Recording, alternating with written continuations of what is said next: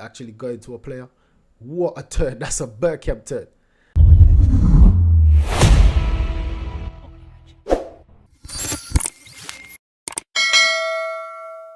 So in this video, we're going to take a look on Solanke, and for me, when I saw this link, I was kind of upset.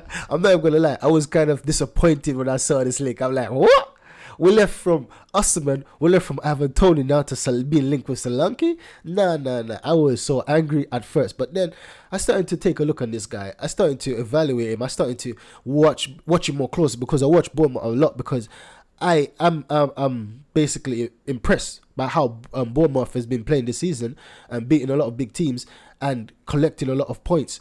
And I started to identify, and I see that Solanke is a good or a big contributor to this. So I've been keeping an eye on Solanke, and I'm saying that, man, I've underestimated this guy. So we're going to take a look on Solanke in this video. So we see he's very, very, very good. He looks like a good finisher to me, right? And he knows how to find space. He knows how to peel off the defenders and find space at the back post. Look at that. He's aggressive. He's tall as well. So that's another thing. And he's got luck, and which all strikers need a bit of luck, right? He's very tall. So that's a player that we've been missing so far. And as you can see, even though he's tall, he's very gifted in terms of he's got technical ability. But I didn't like that. Still, you beat two players and then you go and kick the ball straight at the keeper. But he's tall, he's agile, he's swift, he's very, very technical. And as you can see, he's good in the air as well. But that, yeah, he's got some skills on him. He's got some skills. Look at that, very good header of the ball. Very good header of the ball. And so far this season, he's scored 11 goals.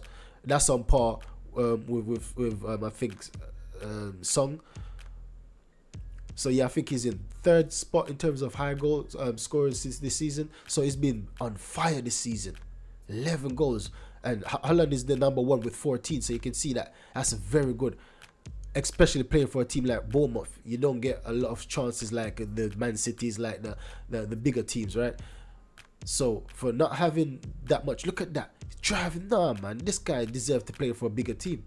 I really underestimated him. Look at that. Join that foul. Oh, control and turn. Join the foul. He's sick.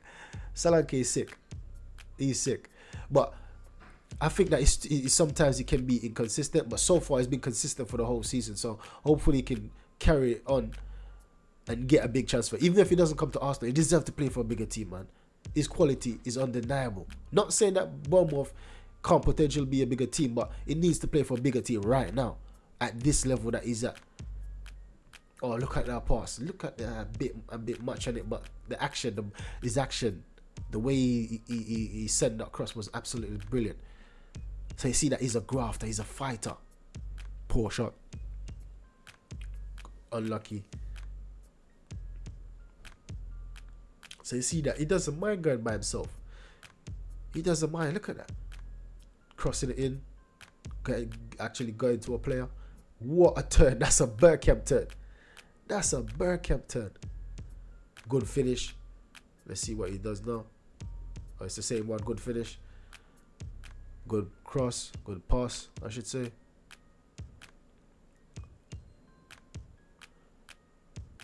What a chest and turn at the same time. He's sick.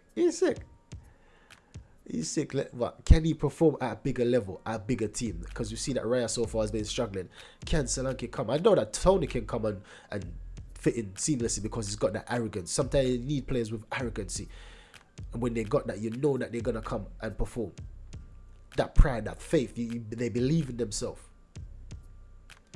Can Solanke do that? Because you see so far from Brentford, he's been on fire. Look at this. Quick feet. For a tall player, that's good. That's potentially some, because that's the feet he has is like Jesus. Right? And the dribbling skills as well, similar to Jesus.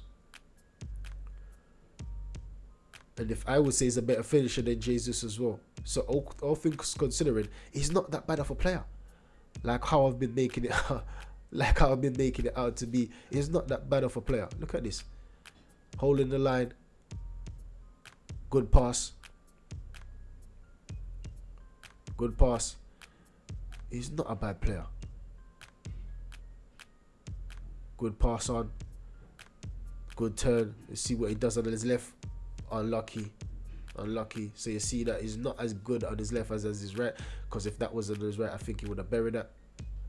So he's a good finisher, but he's not just a good finisher. He looks for passes as well. Once again, that's on his left. He's not as good on his left as on his right, which is something I think that Ivan Toney is better than him. Ivan Toney is very good on both feet. Look at that. But he's very, very gifted dribbler. He's a very good. Look at that. Now that's better than Ivan Toney. His dribbling ability. Look at that. Man's holding on to him. Yeah. Ref. You say, ref, what's going on?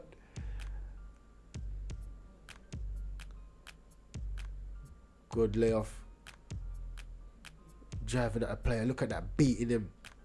Have to bring him down. Good control and turn. Bringing him down again.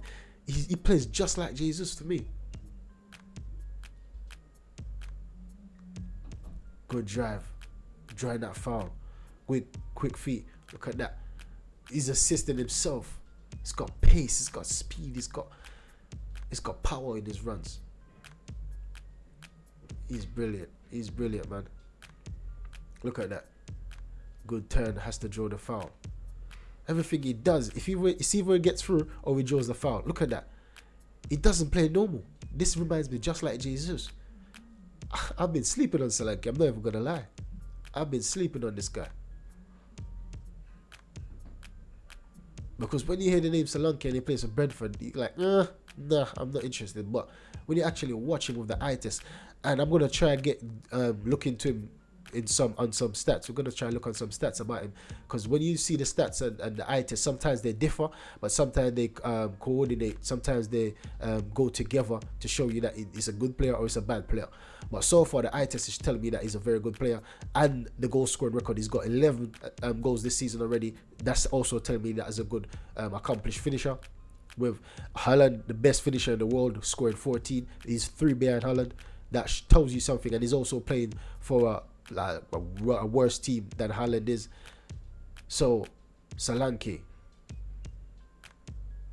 well done. He's good at defending as well. Well done.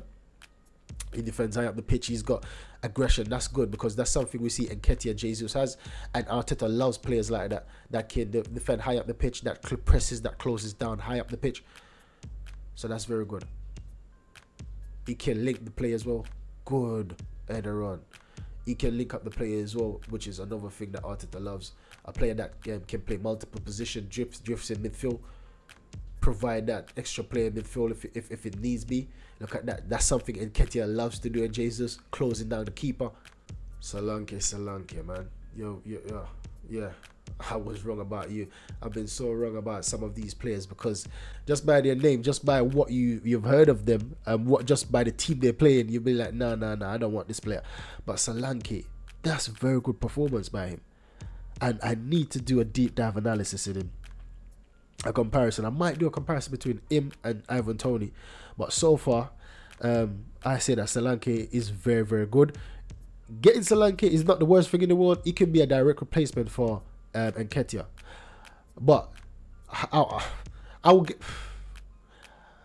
would understand if Arteta gets Solanke in January. We could test him out for 6 months, see how he does. If he's not up to scratch, keep him, and then get someone like Osimhen. Let Osimhen, Solanke, and Jesus fight for the number 1 position, because we need to have quality in depth right now. Competing in the Champions League, looking to win the Champions League for the first time. Competing in the Premier League, looking to win the Premier League for a very long time. We need quality in depth. And Nketiah should not be our quality in depth. Even Solanke is better than Nketiah right now. So I would have Solanke replacing Nketiah. Get rid of Nketiah, having Solanke as that backup option, or as that challenger for the number 1 spot in terms of the number 9. So that's the video, guys. Make sure you like, subscribe, and share. Let me know your thoughts on Solanke. Let me know if for you, are you still disappointed in our links to Solanke, or is your mind a bit turned, or you change your mind just by watching this video? Let me know what your thoughts are. Have you underestimated him like I have underestimated him? Do you believe that he can add something to a team that we haven't already got? Let me know your thoughts, because I don't see a problem with him. I don't see an issue. I want to. There's another guy that I want to Sesko. I want to take a look at.